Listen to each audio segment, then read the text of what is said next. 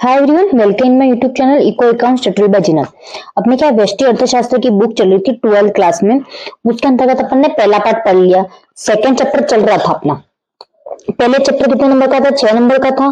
6 number में अपन ने ये सारी चीजें देख ली है। इसमें क्या देखा? सामान्य अर्थव्यवस्था देख ली, अर्थव्यवस्था की केंद्रीय समस्या देख ली, आर्थिक क्रियाकलापों का आयोजन देख लिया, उसमें केंद्रीय योजनाबद्ध अर्थव्यवस्था पढ़ ली, बाजार अर्थव्यवस्था पढ़ ली, फिर सकारात्मक तथा आदर्श अर्थव्यवस्था पढ़ ली, व्यष्टि अर्थशास्त्र तथा समष्टि अर्थशास्त्र में अंतर भी पढ़ लिया, और पुस्तक में किस किस बुक के क्या क्या नाम है, किसने दिए, ये सारी चीजें अपन देख चुके हैं। अब क्या है? उपभोक्ता के व्यवहार का सिद्धांत। 2 पार्ट हो चुके, इसमें भी ये 12 नंबर का है चैप्टर, जिसमें अपन ने क्या पढ़ ली? उपयोगिता पढ़ ली। उपयोगिता होगी गणनावाचक और क्रमवाचक दोनों का बता दिए। इन दोनों का चीज है क्या बाकी है तुम लोगों के? पहले तो उपभोक्ता पढ़ा, उपभोक्ता के व्यवहार में क्या है, फिर उपयोगिता देखा, उपयोगिता क्या है, ये सारी चीजें देखी अपन ने। उपयोगिता देख ली, गणनावाचक और क्रमवाचक भी देख ली। गणनावाचक में क्या थी? गणना करने का था पूरा, और क्रमवाचक में तक क्या था? जहां पर गणना सॉल्यूशन नहीं हो रहा है, जहां गणना का आंसर नहीं आता, वहां पे किसका लेते हैं? क्रमवाचक का लेते हैं। ये तुम लोगों को बता दिया था, इन दोनों का डायग्राम बता दिया था, इन दोनों के बीच संबंध बाकी है तुम्हारे। फिर आगे क्या पढ़ेंगे अपन? उपभोक्ता का बजट और बजट से ये सारे अपन को आगे पढ़ने, ये पॉइंट है इसके, ये आगे पढ़ने हैं। तो अपन देखते हैं एक बार। बुक्स में यही था ना उपभोक्ता। उसके बाद इसमें उपयोगिता देखा अपन ने। उपयोगिता क्या है ये सारा देख लिया। उपयोगिता क्या होती है? अपन किसी चीज को यूज करते हैं तो अपन को उससे कितनी उपयोगिता मिल रही है, कितनी संतुष्टि मिल रही है। संतुष्टि और उपयोगिता दोनों क्या है? एक दूसरे के पर्यायवाची, मतलब दोनों एक ही है। ये भी देख लिया था अपन ने। उसके बाद क्या देखा अपन ने? गणनावाचक। उपयोगिता देख ली। गणनावाचक में क्या था? कुल था, सीमांत था। ये दोनों देखे, इनके फॉर्मूले भी देख लेते हैं, इनके डायग्राम देख लेते हैं। इन दोनों के बीच के डायग्राम ये रहे। अगर ये वाला जो है वो संबंध बताने के लिए, दोनों अलग अलग है तो एक बार मैंने जो नोट्स लिखा है उसमें से देख लेते हैं। सबसे पहले क्या पढ़ा अपन ने? परिचय देखा। परिचय के अंतर्गत क्या देखा? उपभोक्ता के व्यवहार का सिद्धांत क्या होता है? बाजार। बाजार क्या कहलाती है? जहां पर हमें सारी वस्तुएं मिल जाती है। फिर उत्पादक कौन कौन होते हैं? एक तो प्राथमिक, द्वितीयक, तृतीयक, 3 क्षेत्र देख लेते। फिर है उपभोक्ता। उपभोक्ता क्या करता है? वस्तु सेवाओं का उपयोग करता है, ये भी देख लेता है। फिर उपभोग, किसी वस्तु को उपभोग करना है तो उसके लिए क्या क्या चाहिए उपभोक्ता को? पहले वस्तु की कीमत होनी चाहिए, आय, वस्तु के साथ वस्तु, और रुचि और आवश्यकता। वस्तु के साथ वस्तु मतलब ऐसी ही दूसरी वस्तु, ये देख लेता। फिर उपयोगिता देख ली थी अपन ने। उपयोगिता में क्या होता है? किसी वस्तु का यूज करते हैं तो उसको कितनी संतुष्टि मिल रही है, तो वो क्या कहलाता है? उपभोक्ता। कोई भी वस्तु यूज करने वाला क्या कहलाता है? उपभोक्ता कहलाता है। फिर अपन ने ये भी देख लिया था, यह सर्वोत्तम सहयोग क्या कहलाता है, ये भी देख लिया था। फिर उपयोगिता क्या है? जो वस्तु से यूज करने से अपन को संतुष्टि मिलती है वो उपयोगिता कहलाती है। यही था, यूज करने वाला उपभोक्ता कहलाता है, और जो संतुष्टि मिलती है वो क्या कहलाती है? उपयोगिता कहलाती है। उसके बाद किसने क्या दिया था? मापा जा सकता है, नहीं मापा जा सकता है, ये सब देख लिया था अपन ने। यूटिलिटीज में मापा जाता है। फिर उपयोगिता विश्लेषण की मान्यता क्या है कि उपयोगिता को मापा जाएगा। अधिकतम कब होगी? जब उपभोक्ता है ना अधिकतम वस्तुओं का चयन करता है, तो एक वस्तु का अगर उसको चुनना है, खाने टाइम बैठा वो खाते टाइम, और उसको यूं लगे कि ये चीज अब बस काफी होगी, तो वो नहीं खाएगा, उसके बाद अभी ज्यादा खाता है, उसका पेट भरने के बाद भी, तो उपयोगिता क्या होती है? नीचे की तरफ जाती है। ये सारी चीजें थी उपयोगिता विश्लेषण में। फिर है उपयोगिता को संतुष्टि। ये दोनों आपस में पर्यायवाची होते हैं, इसमें यूटिल्स में होता है। ये सारा मैंने तुम लोगों को कल बताया था इसकी पहले वाली क्लास में। अब है उपयोगिता विश्लेषण। उपयोगिता विश्लेषण में देखा गणनावाचक और क्रमवाचक। गणनावाचक में क्या था? कुल और सीमांत था। क्रमवाचक में क्या था? अधिमान वक्र और तटस्थ वक्र और प्रतिस्थापन। गणनावाचक विश्लेषण किसने दिया था? मार्शल पिगू ने दिया था। और जहां पर गणनावाचक विश्लेषण का यूज नहीं होता है उसको क्या बोलते हैं? वहां पर क्रमवाचक का होता है। क्रमवाचक किसने दिया था? जे.आर. हिक्स ने दिया था, और आर.जे.डी. एलन ने दिया था क्रमवाचक। इसमें क्या होता है? आधारित बोलो या तटस्थ वक्र बोलो, ये इस पर आधारित होता है। और प्रतिस्थापन सीमांत दर। फिर अपन ने कुल उपयोगिता पढ़ी थी। कुल उपयोगिता के फॉर्मूले देखे थे अपन ने। फिर कुल उपयोगिता का एग्जाम्पल देखा था। कुल उपयोगिता का फिर डायग्राम देखा अपन ने। डायग्राम देखने के बाद क्या देखा अपन ने? सीमांत उपयोगिता। सीमांत उपयोगिता का पूरा देखा। फिर उसके फॉर्मूले देखे। फॉर्मूले देखने के बाद उसको सॉल्व किया। फिर क्या किया? डायग्राम बनाए। वहां तक हो गया था अपना। अब उसके बाद वहां कुल उपयोगिता और सीमांत उपयोगिता में संबंध बता दिया। इसमें यह बताना है कि दोनों का संतुष्टि का बिंदु क्या है। जब कुल उपयोगिता में होता है सबसे अधिकतम वाला, और सीमांत उपयोगिता में कौन सा होता है? जो जीरो की लाइन पर आ रहा होता है, टच के हो रहा होता है वो।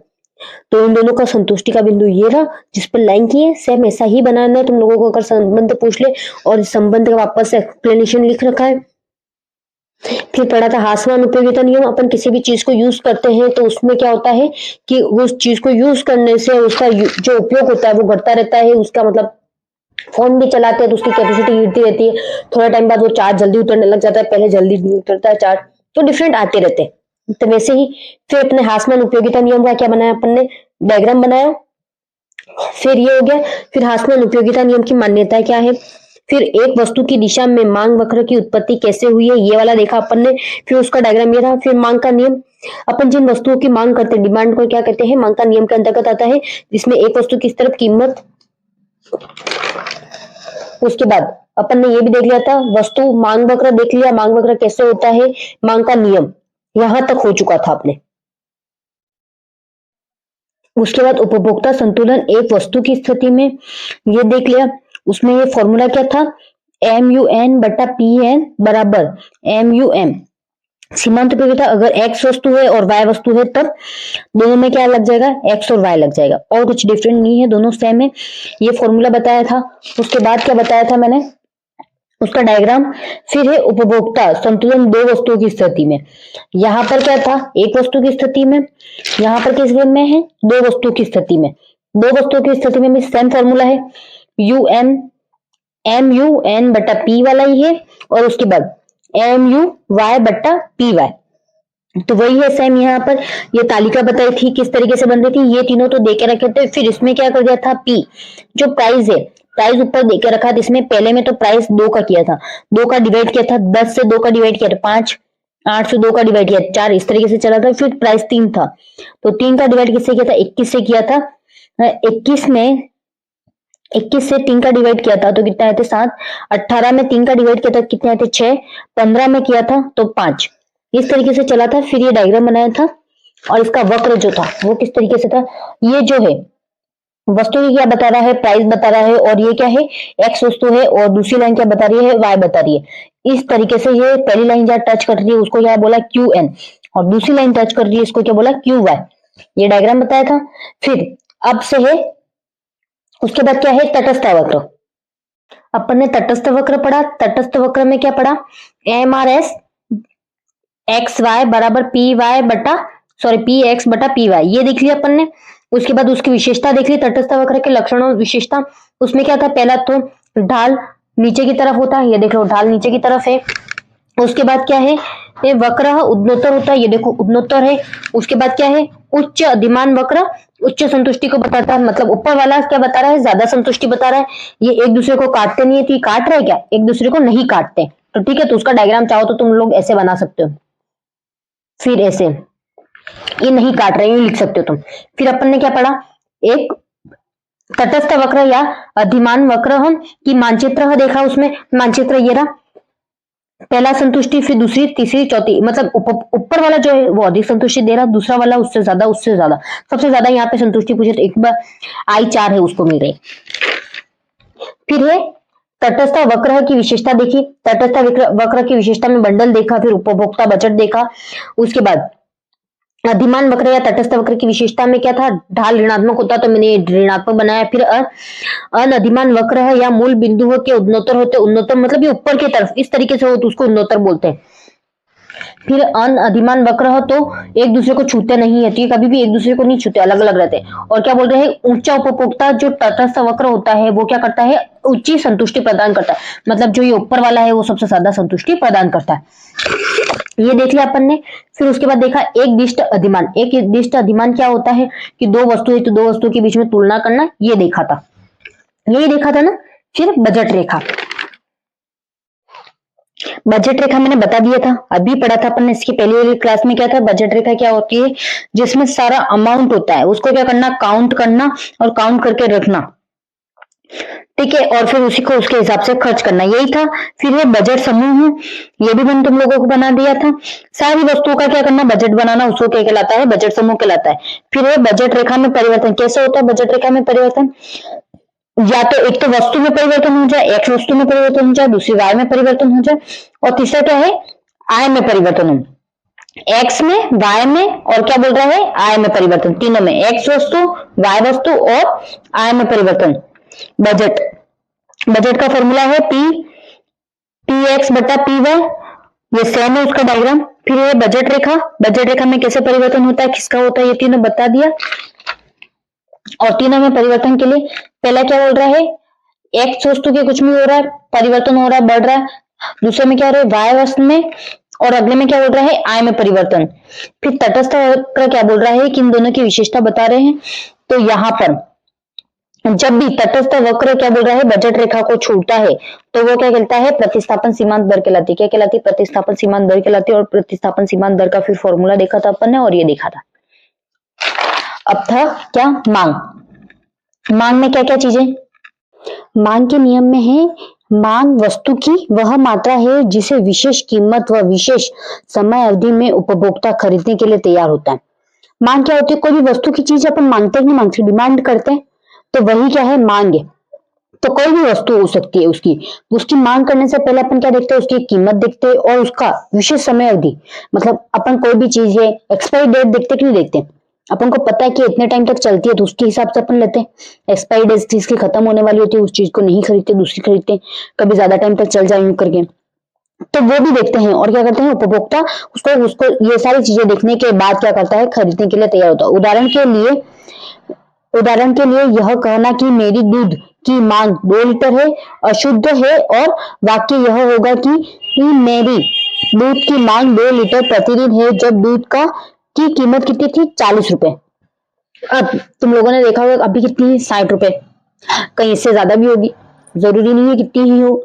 तो पहले जब 2 लीटर कब थी, जब 40 रुपए थे। अब किसी की कम हो गई होगी, किसी की कैपेसिटी नहीं होगी, तो क्या कर दिया होगा, किसी ने कम कर दिया होगा, किसी ने ज्यादा कर दिया होगा। तो वो उस पर डिपेंड करता है, मांग पे। फिर है बाजार मांग। बाजार मांग का क्या मतलब होता है, बाजार का मतलब होता है मार्केट। पूरे मार्केट में देखा जाता है कि कितनी मांग है, कितने उपभोक्ता है, सभी उपभोक्ता को देखा जाता है। कीमत में एक निश्चित स्तर पर किसी बाजार में सभी उपभोक्ता द्वारा, क्या बोल रहा है, सभी उपभोक्ता द्वारा, यहाँ पे एक उपभोक्ता की बात नहीं की जा रही, सभी उपभोक्ता द्वारा वस्तु की खरीदी गई मात्राओं के योग को क्या कहा जाता है, बाजार मांग कहलाता है। मतलब बाजार में जितने भी लोग आते हैं, मार्केट होता है, मार्केट हर चीज का होता है, तो उस मार्केट में जितने भी लोग आते हैं और वो जितना भी खरीदते हैं, तो उसको क्या कहता है, बाजार मांग कहा जाता है। या जितनी डिमांड करते हैं उसका टोटल योग क्या कहलाता है, बाजार मांग कहलाता है। अब व्यक्तिगत मांग के निर्धारण के तत्व, कोई भी व्यक्ति है, एक व्यक्ति की निर्धारण का तत्व कैसे करेंगे, मांग एक व्यक्ति कैसे मांग सकता है। एक तो वस्तु की कीमत से संबंधित, कैसे, वस्तु की कीमत क्या है, सबसे पहले कीमत तो देखी जाती है, फिर अन्य में संबंधित वस्तुओं की कीमत, उपभोक्ता की आय, उपभोक्ता की आय जब तक सही फिक्स नहीं हुई तब तक वो वस्तु खरीद ही नहीं सकता। उपभोक्ता की रुचि भी देखी जाएगी तथा प्राथमिकता देखी जाएगी कि उसको उस चीज की जरूरत है या नहीं है। फिर भविष्य में कीमत परिवर्तन की संभावना, कि भविष्य में उसकी कीमत परिवर्तन होगी कि नहीं होगी, उसके हिसाब से भी देखा जाता है। पहला क्या है, कीमत, दूसरा क्या है, आय, और तीसरा क्या है, रुचि और प्राथमिकता है, तीसरा क्या है, कीमत में परिवर्तन। फिर है बाजार। बाजार कौन कौन से तत्वों को निर्धारित करती है, बाजार मांग के निर्धारण तत्व कौन कौन से, इसमें सबसे पहले उपभोक्ता तत्वों की अतिरिक्त है बाजार में उपभोक्ताओं की संख्या, मतलब उस बाजार में कितनी संख्या है, कितने डेली है कि उपभोक्ता आते हैं वहां पर कि सामान खरीदने के लिए, कितने व्यक्ति आते हैं, कितने नहीं आते, उनका योग किया जाता है, कितना सामान बिकता है, उसके हिसाब से क्या करते हैं, उनके जो मार्केट है उसमें सामान बढ़ाते रहते हैं। फिर है आय का वितरण, उस तरीके से ही आय का वितरण। फिर है जलवायु और मौसम, मौसम भी देखा जाता है, जलवायु, हर मौसम के हिसाब से कपड़े रखे जाते हैं कि नहीं रखे जाते, कुछ और चीजें भी रखी जाती, मौसम के हिसाब से सब्जियां चेंज होती है। तो वो उपभोक्ता की रचना, उपभोक्ता की रचना किस टाइप की है ये भी देखा जाता है। एक बार इसका स्क्रीनशॉट लेना। सबसे पहले क्या पढ़ा, मांग, फिर क्या पढ़ा, बाजार मांग, फिर व्यक्तिगत मांग के निर्धारण के तत्व और बाजार मांग के निर्धारण के तत्व। ये हो गया। अब है मांग फलन। क्या है मांग फलन, मांग फलन किसी वस्तु की मांग तथा उससे प्रभावित करने वाले कारकों के फल स्वरूप फलात्मक संभावना को दर्शाते। क्या बोल रहे हैं, मांग वस्तु की क्या कह रहे हैं, एक तो मांग को और उसको प्रभावित करने वाली, मतलब उस वस्तु को कैसे प्रभावित किया जा सकता है। एक तो कीमत से प्रभावित किया जा सकता है, उसकी क्वालिटी से प्रभावित किया जा सकता है, कब लोग उसको खरीदेंगे नहीं खरीदेंगे, वो सब उन पर डिपेंड करता है कि नहीं करता। तो वो क्या कहलाता है, फलात्मक संभावना कहलाती है कि ये चीजें हो सकती है, पॉसिबल है। तो उसके लिए सूत्र दर्शाया गया, कौन सा है, पी एन एफ कोष्टक P X comma P Y comma Y comma T comma O. इसमें पी एन क्या है, वस्तु की मांग, एक्स वस्तु की मांग है, पी एन एक्स वस्तु की कीमत है, पी वाई क्या है, संबंधित वस्तु की कीमत, मतलब ऐसी ही दूसरी वस्तु हो उसकी कीमत, वाई क्या है, उपभोक्ता की आय, टी क्या है, उपभोक्ता की रुचि, और ओ क्या है, अन्य। तो यहाँ पर एक्स क्या बता रहा है, वस्तु की कीमत और वस्तु की मांग, फिर वाई दूसरी वस्तु की, उसी की जैसी जो वस्तु है उसकी, फिर वाई क्या बता रहा है, आय बता रहा है, टी क्या बता रहा है, रुचि बता रहा है, और ओ क्या बता रहा है, अन्य कारक बता रहा है। तो इसी के आधार पर रुचि होती है कि नहीं होती किसी भी चीज को, अगर तुम्हारी रुचि ही नहीं है, तुम्हारा इंटरेस्ट नहीं है किसी चीज को खरीदने के लिए, तो तुम वो चीज खरीद पाओगे, नहीं खरीद पाओगे। कीमत, तुम उसकी कीमत नहीं चुकाओगे तो नहीं खरीद पाओगे भाई। तो आय, आय भी तो होनी चाहिए, तुम्हारी इनकम होनी चाहिए इतनी। फिर है मांग का नियम, मांग का नियम क्या कहलाता है, यह बताता है कि अन्य बातें समान रहे, मतलब दूसरी सारी बातें समान रहे तो किसी वस्तु की कीमत में वृद्धि होने से, क्या बोल रहा है, किसी वस्तु की कीमत में वृद्धि होने पर, मतलब उसकी प्राइस बढ़ रही है तो क्या होगा, उसकी मांग मात्रा में घटती है। मांग मात्रा में घट रही है, क्या मतलब इसका, कि किसी भी चीज में, किसी भी वस्तु की क्या होगी, कीमत बढ़ेगी, तो क्या करेंगे, उसको खरीदना कम कर लेंगे अपन। और उस वस्तु की कीमत में, कीमत होने से उनकी मांग मात्रा बढ़ती है, क्या बोल रहा है, कम होती है अगर उस वस्तु की कीमत, तो क्या करती है, मांग की मात्रा बढ़ती है, अर्थात कीमत तथा मांग में ऋणात्मक संबंध होता है। कौन सा होता है, ऋणात्मक संबंध। अगर पूछ ले तुम लोगों को पूछ ले कि कौन सा संबंध होता है मांग के नियम का, तो वस्तु की कीमत में और वस्तु में, वस्तु की डिमांड में कैसा होता है, ऋणात्मक संबंध होता है। जब कीमत घटती है तो मांग क्या होगी, बढ़ेगी, और जब कीमत बढ़ती है तो मांग क्या होती है, घटती है। तो ये ऋणात्मक संबंध है। मांग के नियम के अनुसार अन्य बातें ही पूर्वतः रहने पर वस्तु की कीमत बढ़ने पर वस्तु की मांग की कोई मात्रा कम होती है, तथा वस्तु की कीमत कम होने पर वस्तु की मांग की मात्रा बढ़ जाती है। भाई अभी जो मैंने तुम लोगों को समझाया वापस रिपीट में, अन्य शब्दों में यहाँ पे भी वही है, वस्तु की कीमत तथा वस्तु की मांग की जाने वाली मात्रा में विपरीत संबंध होता है। भाई विपरीत संबंध कैसे, ऋणात्मक, एक बढ़ेगा तो एक कम होगा, और एक कम होगा तो दूसरा बढ़ेगा, यही चलता है। तो एक बार इसका स्क्रीनशॉट ले लो। ये लास्ट टॉपिक है, ठीक है, ये जो मांग चल रहा है मांग वो लास्ट है, उसके बाद ये खत्म हो जाएगा चैप्टर। मांग की अनुसूची, मांग अनुसूची वह तालिका है जो भिन्न कीमतों स्तर पर एक वस्तु की मांग मात्राओं को दर्शाती है। ये क्या बोल रहा है कि भिन्न कीमतें, अलग अलग कीमतों पर उनकी जो डिमांड होती है उनको बता रहा है। क्या बता रहा है, कौन बताता है, मांग अनुसूची बताती है कि कौन कितनी डिमांड कर रहा है, किस कीमत पर कर रहा है, तो उस वस्तु का उस कीमत के अंतर्गत उत्पादन करने की कोशिश की जाती है फिर ज्यादा से ज्यादा। फिर मांग वक्र, मांग तालिका अनुसूची को रेखा चित्रित प्रस्तुतिकरण मांग वक्र कहा जाता है, अर्थात मांग वक्र कीमत के विभिन्न स्तरों पर मांग मात्राओं को दर्शाने वाला वक्र होता है। कौन सा होता है, मांग मात्राओं को दर्शाने वाला होता है। ऋणात्मक ढाल होता है जो वस्तुओं की कीमत तथा उसकी मांग में विपरीत संबंध को बताता है। तो एक जैसे अपन ने क्या पढ़ा कि जो भी मांग में परिवर्तन होता है तो जो परिवर्तन होता है वो संबंध कैसा होता है, ऋणात्मक होता है। जब मांग की कीमत बढ़ती है तो मांग कम हो जाती है, कीमत कम होती है तो मांग बढ़ जाती है, यही चल रहा था, घटती है और बढ़ती है, दोनों में यही था। तो ये क्या बोल रहा है कि ये जो है मांग वक्र क्या बता रहा है, एक ही डायग्राम बनाएगा, डायग्राम बना के ये बताएगा दो अलग अलग कीमतें हैं, उसमें कौन कितनी मात्रा मांग रहा है। तो बस का स्क्रीनशॉट ले लेना, फिर इसके आगे चलते हैं। फिर मांग वक्र एक एवं उसका ढाल कैसा होता है, मांग वक्र कीमत में परिवर्तन करता है, कैसे करता है, कीमत में परिवर्तन करता है। दूसरा बट्टा में क्या है, कीमत में परिवर्तन बट्टा मांग मांगी गई मात्रा में परिवर्तन।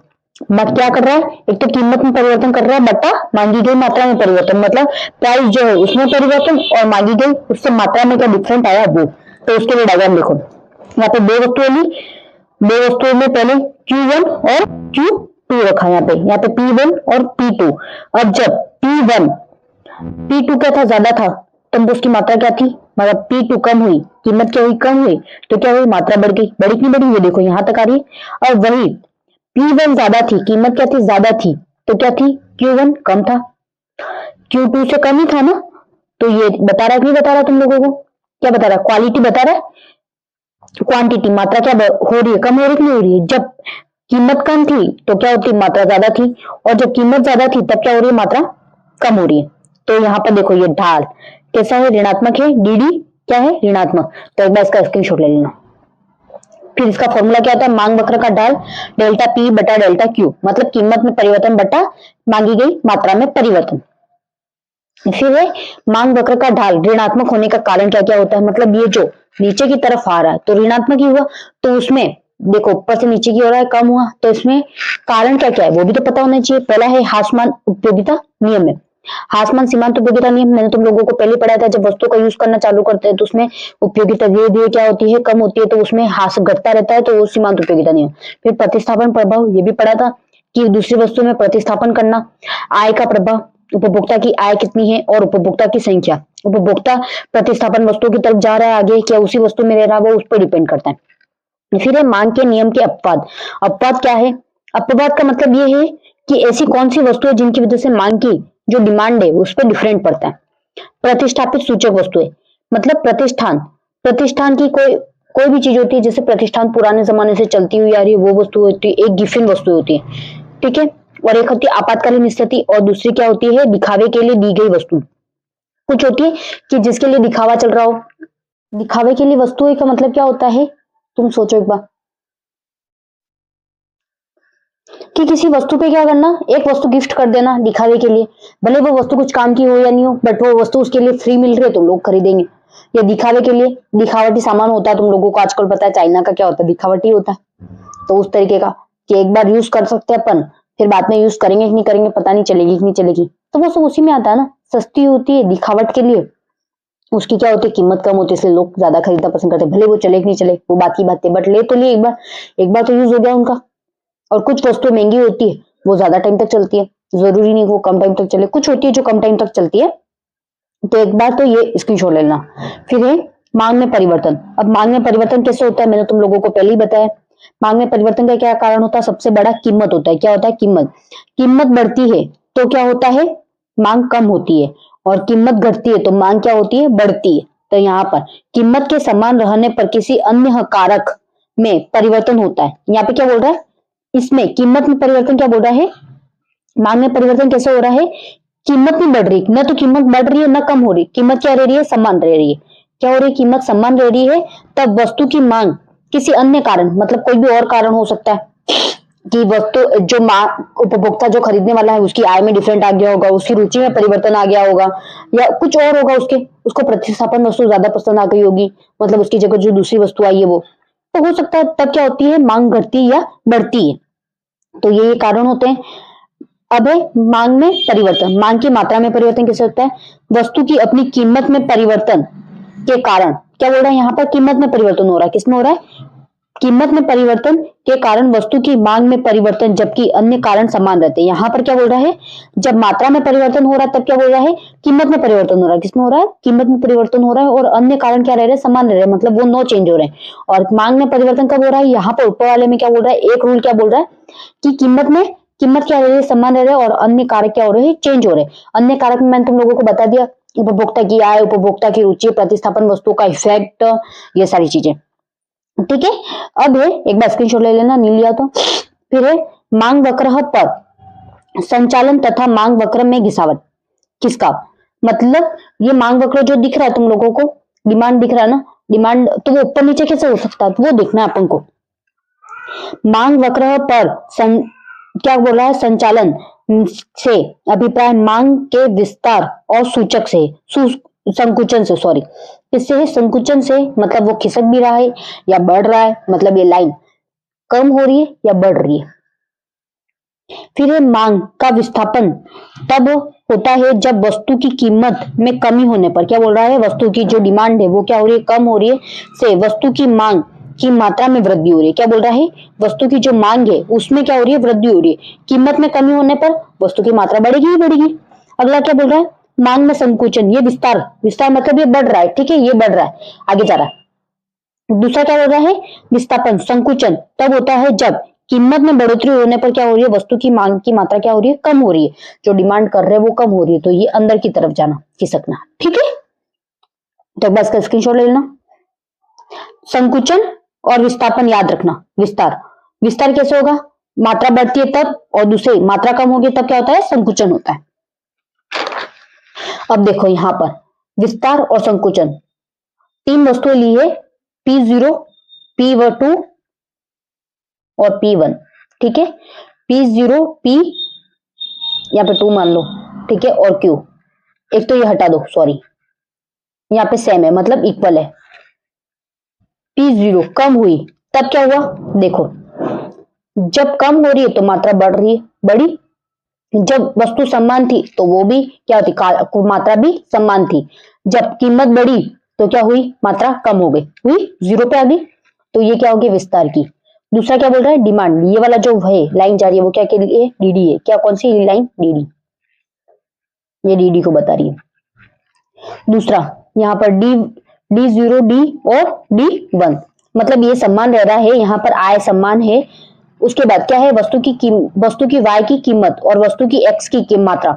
यहाँ पर क्या बोल रही है, मांग में कमी हो रही है और मांग में वृद्धि हो रही है। ये क्या बता रहा है, कमी इस तरफ खिसक रहा है, वो क्या बता रहा है, कमी बता रहा है, और इस तरफ बता रहा है वृद्धि, ठीक है। आगे जाएगा तो वृद्धि कहलाएगा। अब मांग वक्र में खिंचाव से अभिप्राय मांग में वृद्धि या कमी से होता है। वही बताया मैंने तुम लोगों को कि इसमें होता है मांग में वृद्धि या कमी। जब कीमत में अतिरिक्त अन्य वस्तु में वस्तु की मांग बढ़ जाती है, क्या बोल रही है, डिमांड बढ़ जाती है, तो क्या होती है, मांग में वृद्धि होती है। क्या हो रही है, कीमत।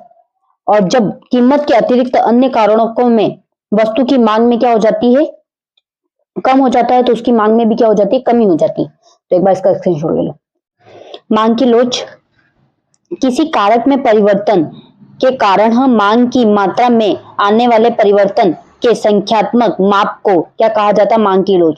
जैसे कीमत बढ़ती है या कम होती है, दूध से भी आता है डिफरेंट। और क्या होता है, एक तो आय से, अन्य कारण होते हैं ना, आय, रुचि, प्रतिस्थापन वस्तु, उनसे किसी से भी जो परिवर्तन आ रहा है वो क्या कहलाता है, जिसको संख्या में मापते हैं, मतलब संख्या कम हुई ज्यादा हुई उसको मापते हैं, तो क्या कहलाती है, मांग की लोच कहलाती है। मांग की लोच के 3 कारण होते हैं। तो क्या होता है, मांग में परिवर्तन, मांग की कीमत, क्या हो रहा है, मांग की कीमत लोच, फिर है मांग की आय लोच और मांग की तिरछी लोच, ठीक है। 3 है, कौन कौन से, तो मांग की कीमत लोच, मांग की आय लोच, और तीसरी क्या है, मांग की तिरछी लोच। अब मांग की कीमत लोच की, मांग की कीमत लोच वस्तु की अपनी कीमत में परिवर्तन के कारण हो रहा है। यहाँ पे किसके कारण हो रहा है, कीमत में परिवर्तन, जो प्राइस है उसमें क्या हो रहा है, परिवर्तन हो रहा है। परिवर्तन के कारण मात्रा में भी क्या हो रहा है, परिवर्तन हो रहा है। तो मांग की कीमत लोच वस्तु की अपनी कीमत में प्रतिशत परिवर्तन के कारण मांगी गई मात्रा में प्रतिशत परिवर्तन है। यहाँ पे क्या बोल रहा है कि जो वस्तु है, वस्तु के प्रतिशत मतलब सॉरी, कीमत में प्रतिशत परिवर्तन मतलब कितने % चेंजेस है, उसके हिसाब से क्या हो रही है, मांग में परिवर्तन हो रहा है। तो मांग की कीमत लोच की परिभाषा क्या है, मतलब फॉर्मूला क्या है, मांग की वस्तु की मांगी गई मात्रा में प्रतिशत परिवर्तन बट्टा वस्तु की कीमत में प्रतिशत परिवर्तन। तो यहाँ पर उसका फॉर्मूला क्या है, एक और है मांग की कीमत लोच का, डेल्टा क्यू बट्टा क्यू मल्टीप्लाई 100 बट्टा डेल्टा पी बट्टा पी गुणा 100। फिर अगला है वही मांग की लोच में डेल्टा क्यू बट्टा डेल्टा क्यू बट्टा क्यू मल्टीप्लाई पी बट्टा डेल्टा क्यू पी और बराबर P बट्टा Q गुणा डेल्टा Q बट्टा P। अब है P क्या है, वास्तविक कीमत है, Q क्या है, वास्तविक मात्रा, मतलब ये जो है ओरिजिनल है, ठीक है। और ये क्या है, डेल्टा जो बता रहा है वो क्या बता रहा है, परिवर्तन बता रहा है, दोनों में क्या क्या चेंजेस है। तो एक बार इसका स्क्रीनशॉट ले लेना यहां तक, और फिर ये आज मैं इसकी PDF डाल दूंगी। आज ये चैप्टर खत्म हो रहा है ना, तो मैं PDF डाल दूंगी। अब मांग की कीमत लोच की परिभाषा की विधियां कौन कौन सी, एक तो आनुपातिक प्रतिशत विधि, दूसरी है ज्यामिति विधि, और तीसरी क्या है, कुल व्यय विधि। मांग की कीमत लोच की कितनी विधियां है, 3 है, आनुपातिक, ज्यामिति और कुल। आनुपातिक में क्या बोल रहा है, डेल्टा क्यू बटा डेल्टा पी गुणा पी बटा क्यू। अब एक और है Q1 माइनस Q0 बटा P1 minus P0 multiply P0 बटा Q0। तो यहां पर P0 क्या बता रहा है, प्राथमिक, मतलब पहले कीमत क्या थी, Q क्या बता रहा है, उसके बाद जब पहली कीमत थी तभी प्राथमिक मात्रा क्या थी, फिर अंतिम मतलब चेंजेस के बाद क्या हुआ, कीमत और मात्रा में क्या बता रहा है, कीमत क्या मतलब उसकी मात्रा क्या, डिमांड क्या हुई।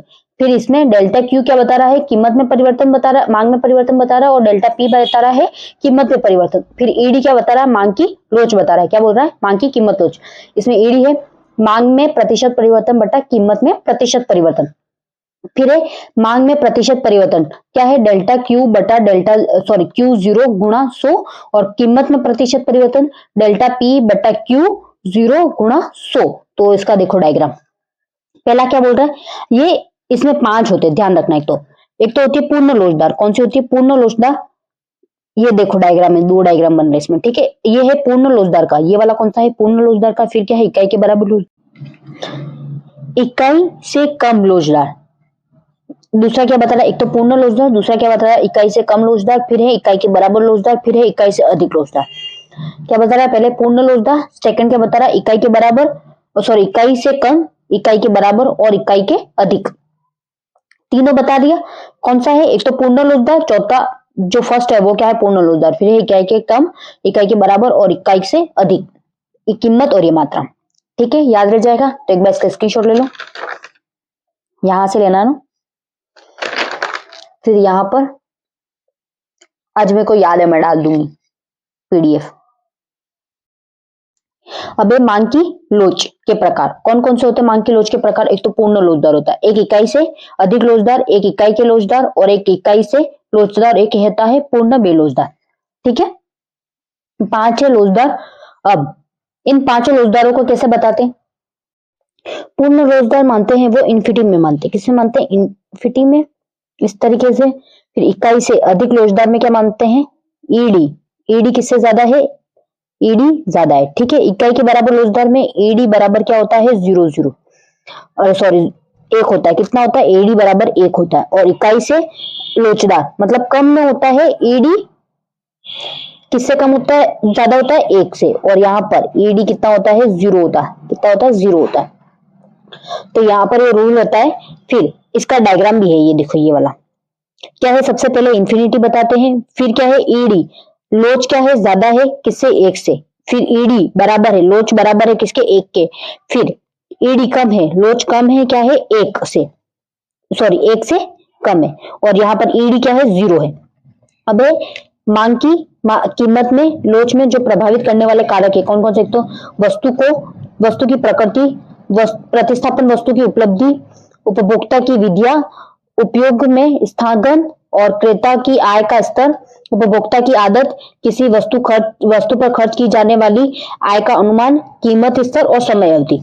तो ये तुम लोगों को पता ही है, कब से मैं यही चीजें समझाई जा रही हूँ। तो एक बार इसका स्क्रीनशॉट ले लेना, पहले सबसे पहले ये, उसके बाद ये और उसके बाद ये। तो आज के लिए इतना ही, ये चैप्टर खत्म हो चुका है, तुम्हारे सारे टॉपिक्स हो चुके हैं। अभी भी कुछ समझ में नहीं आ रहा है तो मेरे को बता देना, और मैं आज इसकी पीडीएफ डाल रही हूँ टेलीग्राम पर, तो देख लेना एक बार। Okay bye.